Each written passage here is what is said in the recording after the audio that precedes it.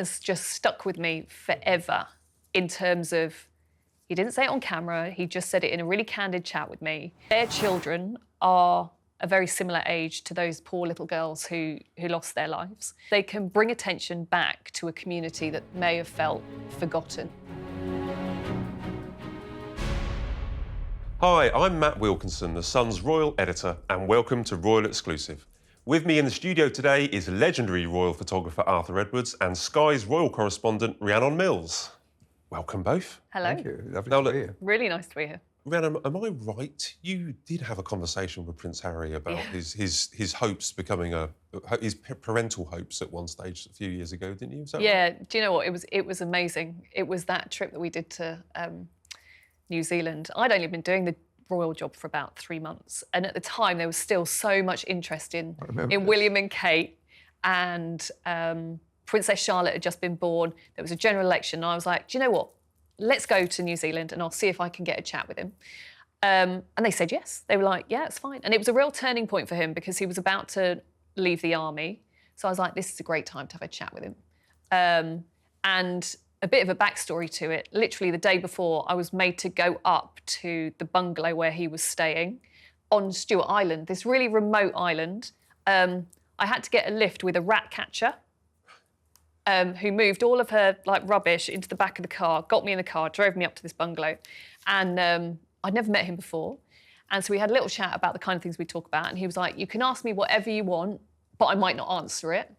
And the other thing that he said to me at the time, because I was asking him about William and Kate moving out to Norfolk, and I said to him, have you ever thought about moving away? And he was like, yeah, I'd love to move away, but I can't because of what I need to do to support the Queen. And that has just stuck with me forever in terms of, he didn't say it on camera, he just said it in a really candid chat with me.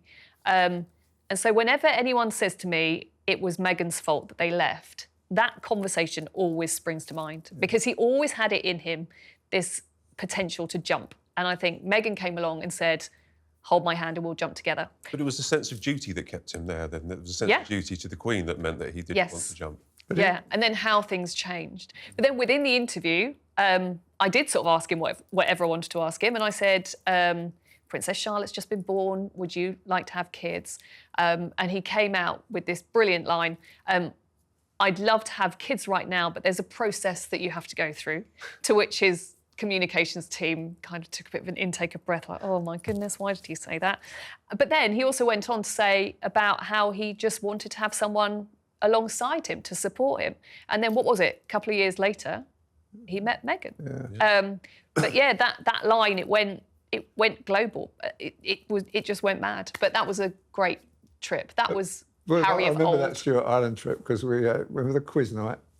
Yes. It was the press at their own table and Harry had his table. Yeah, like how different is this? That we were all in this same little pub on a remote island. It's mad. And I know the press won, but they gave it to Harry's team. So I never forget. I went up to the football window. I said, I don't know, how did he win? I said, you know, we answered all the questions.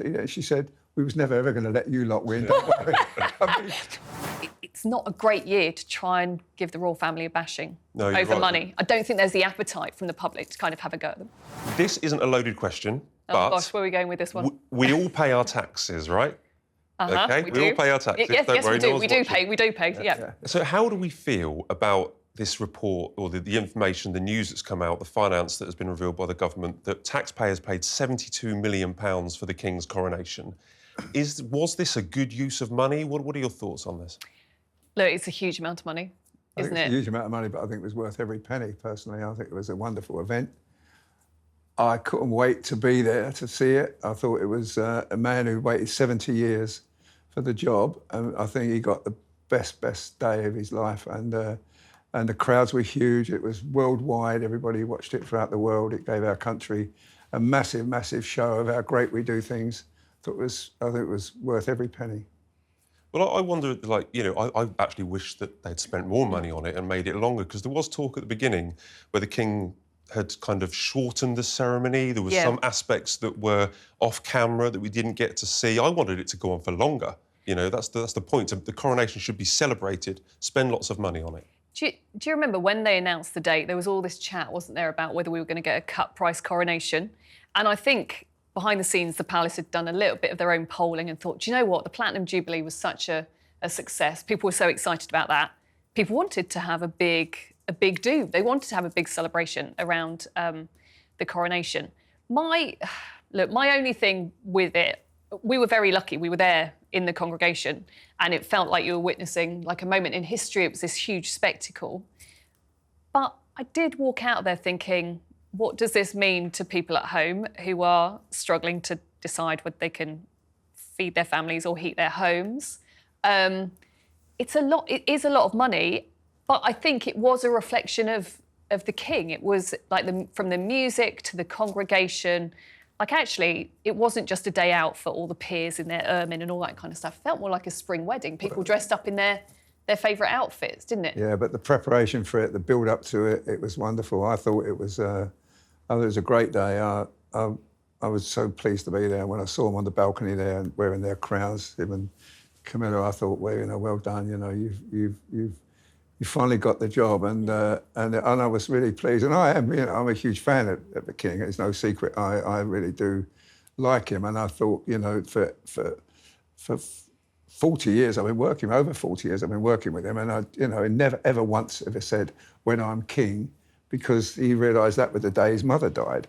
And there he was. He's finally the king, and he's on the balcony there. And that balcony, a famous balcony where Churchill stood after the war, where Princess Diana and Charles were married. They kissed on that balcony. It was fabulous. And there he was up there with Camilla, and I thought it was just brilliant. And I think it was 72 million. I thought it was cheap. We talk about the money, 72 million. If we look back, I think Queen Elizabeth II's was 162 million. Yeah. That's what I've got down here. They shaved a bit of the cost off it then. They shaved a bit of the cost. The President of the United States would be inauguration anywhere between 80 million and 160 million pounds. Yeah, well. And Harry and Meghan's wedding was up to 38 million pounds. So the coronation, there wasn't many guests there for that, was there? Years. The coronation is a big event in this country. It's a unique royal family to this country. It's been going since William the Conqueror. And I think, if they can't do a proper job of a coronation, then what are we as a nation if we can't do it properly? And they did it properly, and I thought it was just brilliant, absolutely brilliant. I think what's interesting, though, about this whole chat about how much it cost, I don't actually think there's the appetite this year to give the royal family a hammering about money.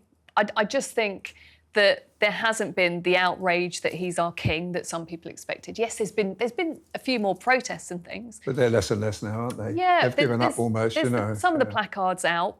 But also, I think it's been a tricky year for the family, hasn't it? And I think there's been, in a way, they've been humanised because of the cancer diagnosis. And so I think, sadly, probably for the Republican movement, it's not a great year to try and give the royal family a bashing over money. I don't think there's the appetite from the public to kind of have a go at them. There is a lot of goodwill at the moment. You mentioned earlier about the coronation was, cast in my bags, it was 2 years ago. I'm trying to remember the date of when it was now, 2023. Yeah. So, 18 months ago. When you cast your mind back, it was very child-centric. It was very much, his party, as you say, almost like a wedding. It was a coronation. It was shaped around his personality. Yeah. Looking forward, and, there is debate over how much this coronation cost. How do you think Prince William's coronation would look like? Do you think that he would be happy with spending £72 million on a coronation? I think so. It'd probably be more then. It'd be a few more years yet, hopefully. It'd probably be 100 million. Well, fine. They spend that on rockets, don't they? Why don't we just get our priorities right? This is our sovereign, our head of state. We've got to treat them properly, and I think we should. And I think we should have a great event for people to go out. I think we should have parties for it. Coronation parties. I think it's just perfect. And I don't see what the problem is. I remember when the Queen, I'm old enough, when our late Queen was crowned, and we had a street party. And, we had no money then. We was very poor families in East London, but we enjoyed it. It was a great day. It was a great celebration. We had a day off school, and it was a fantastic event. And I just feel that, William and Catherine on that balcony wearing the crowns, I think it will be a fabulous picture. I think the ceremony at Westminster Abbey might be even shortened a bit, but I don't think that's important. I think the celebration for the nation is important. And worldwide, people look on that and say, You know, when they do it in Britain, they do it properly, you know, and everybody says that. When the English or the British do it, they do it brilliantly. Yeah, I mean, it's a long way in the future, you know, So it's a great long way in the future, yeah. I think there'll be a lot of goodwill towards them as a couple. But for me, I think what the coronation did for King Charles, and also I think would do for William, is it's a way for them to set out their stall and go, ta-da, this is the kind of monarch that I'm going to be. So with Charles, it was a very kind of diverse congregation in terms of the music that he chose. He's also a man of faith, isn't he? He is, of course. And also that huge appreciation of other faiths. Yeah. Now, I don't think we see that from William. So for me, that will be quite interesting to see how he engages with the Christian side of things, because he will, of course, go on to be head of the Church of England. But how much will he weave that into his coronation? I think that will be fascinating to see. I think that's a problem for the future, though, yeah. I mean, it's a long way. It's a long way off. But hey, look, that's what we do, isn't it? We kind of have to think about the future. And I do. I mean, he is, as you say, he's very spiritual. The king. He does. You know, he's always goes to church when he's in Tetbury, when he's in Highgrove, he goes to Tetbury, and he's very spiritual. Well, I think the £72 million was a bargain. We're talking to Westminster Abbey, where the coronation was held, obviously. Princess of Wales will be holding a carol concert next Friday at Westminster Abbey. We're hoping to attend. It'll be it's Christmas when she holds that carol concert. That for me, it kicks off when you know Christmas is on its way. Front page of the Sun, the weekend. She has invited the families and survivors and people who've been affected by the terrible attacks in Southport.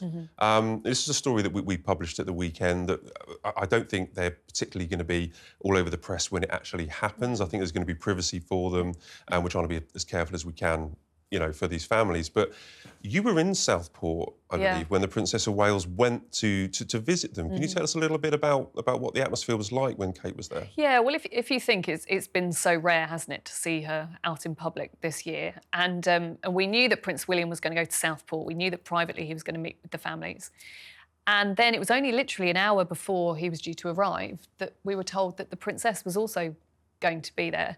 Now, sometimes in this job you have to be a little bit Mystic Meg, and I kind of thought, when we found out the day before that William was going, I did think, do you know what, I wonder whether the Princess will go with him. Because of conversations that I'd had with their team back in the summer, where I'd asked, and there were questions, weren't there, about when the royals would go to Southport, because it was such a horrific tragedy what had happened. And I asked William's team, I was like, so when will he go? And basically they said, look, it's only the right thing that the king goes first, and then it will be decided when Prince William should go. And at the time I'd said, do you think that the Princess would go? And it was made very clear to me that they'd felt very personally upset by what had happened. Because if you think, their children are a very similar age to those poor little girls who lost their lives. And look, I think parents up and down the country would have been affected by what had happened. But I think for William and Kate, what they can do, and what we saw on that day, is they can bring attention back to a community that may have felt forgotten. And you go to Southport and you realise that is still a community that is struggling to come to terms with what happened on that day in the summer.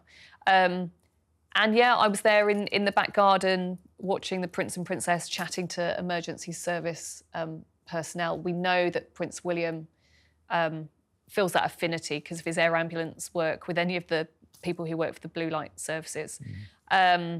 And look, you could see etched on their faces kind of the strain, I think, of that visit. It was very emotionally charged.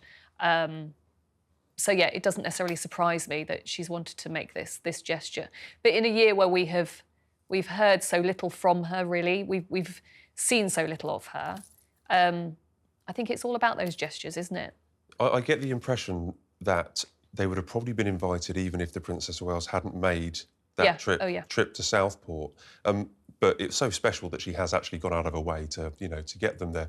What do you think this says about the Princess of Wales, how she is now? What do you think it means that she's able to reach out and bring people from around the country to attend her special day? Well, I think Rhiannon said, I think, this affected all of us. And I mean, as a mother of children of the same age, she was probably desperately sorry for what happened to those poor children. And you know, I'm not surprised that she went. And she does make efforts at certain things. I mean, she was at the Cenotaph recently, and the night before she was at the Albert Hall. So she's making a massive effort to come back. But, you know, obviously, William says, you know, she wants to be really over it all before she starts back doing engagements again, because, you know, they'll be doing this for the rest of their life, and it's better she gets really fit. But I mean, she's coming in, she's involved with the visit of the Qataris next week, and you know, she's going to some of the events, but not all of them, and that's because she's got to pace herself. She's probably still not got the energy and still got the strength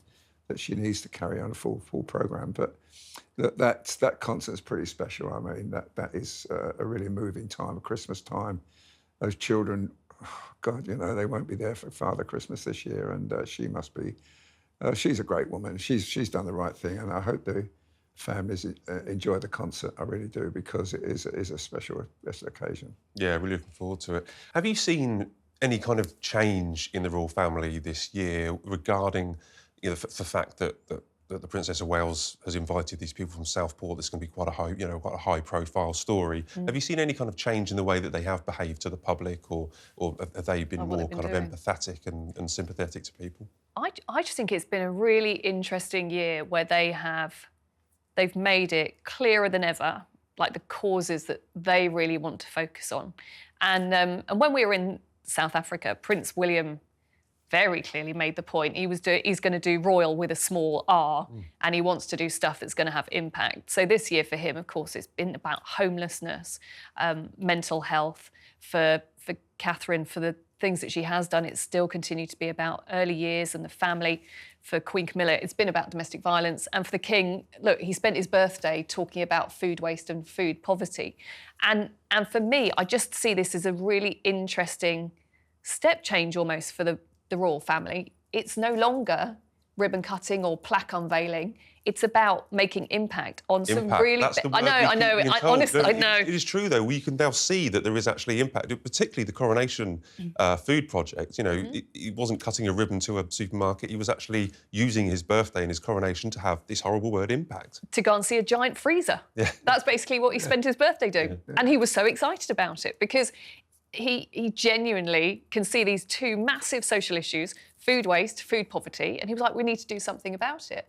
And I just think we now have a monarchy that is more socially engaged than ever. And actually, if you look back to the general election, where they actually had to put out a statement and say, oh, we've got to rearrange a few things because there's political campaigning going on. I was like, hang on a minute, you're actually holding your hands up and sort of telling us that stuff that you're doing is a little bit politically engaged now. That's really, but it's all about making, genuinely trying to make a difference to people, I think. Because that was one of the ones was Northern Ireland, which was the homelessness, and that they're saying we're not the homelessness campaign that William's running isn't political. It's, you know, it runs by the side of politics, you know. But it's interesting that was one of the ones that they called off it, and William then since went back to Northern Ireland. Yeah, I don't think they were happy. They weren't happy about William's that. William's been doing that for a long while, homeless. So, I mean, it's not just started. I mean, he's been doing it for a long while. Yeah. And I mean, you know, back to his mother, you know, when she took William and Harry down to the shelters and saw that homeless people live, you know, the privilege that they have, and they see how other people have to survive. So William, it's probably resonated with all this time, and Harry's doing it himself, and I think it's impressive. It shouldn't be political, really, should it? Just on the side, like getting people off the streets. Well, they shouldn't be, should they? But I think now, like the engagement this year that really stood out to me was in St James's Palace. We knew that Idris Elba was going to be with the King, so it's going to be quite a fun engagement. Talking about knife crime, though, the horrors of knife crime, and then all of a sudden, Keir Starmer turns up. And then you have Lisa Nandy and Yvette Cooper. It was like he was sitting around the table with half the cabinet. And I was like, hang on a minute. Yeah. This is our monarch sitting down, specifically saying to Lisa Nandy, well, I'm going to watch your progress on knife crime. We wouldn't have seen that from Queen Elizabeth II, would we? No. You mentioned about the Qatari state visit.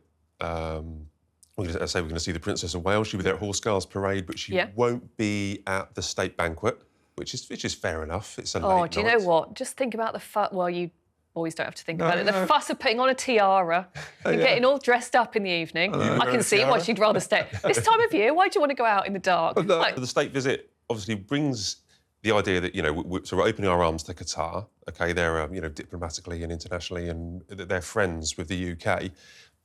Donald Trump's just come in, obviously, or he going to officially be inaugurated in January. He's already had a state visit. Do you think there is scope for the King to have another Donald Trump state visit in the UK when he becomes president? I think so. Why not? I mean, you know, he loves it here. He loved our late Queen. He mentioned it many times. And the fact that his mother was from Scotland, I suppose he may well do that. And he's got a couple of golf courses here, of course.